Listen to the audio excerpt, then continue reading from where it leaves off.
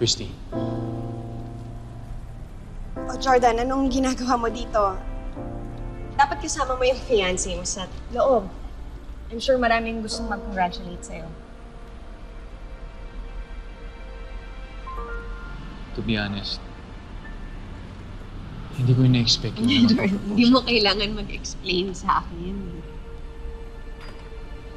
Wala namang masama kung magpakasal kayo ni Shaira, kung ma-engage kayo ni Shaira.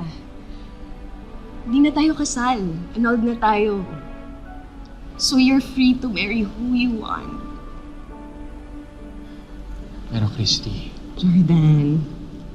Jordan, congratulations. I'm so happy na naka-move on ka na at na mabubuo na yung pamilya mo. So happy for you.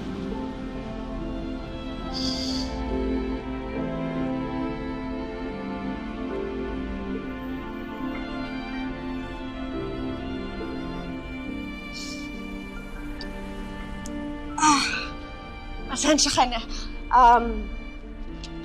Hindi kami magtatagal ni Tori kasi may pasok pa siya bukas eh.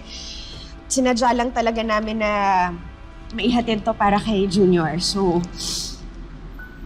iwan ko na to sa loob. Tapos mauna na rin kami. Congrats, Jordan.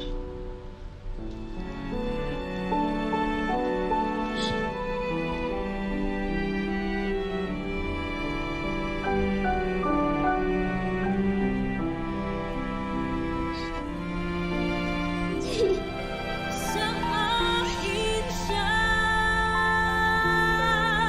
o sa akin siya,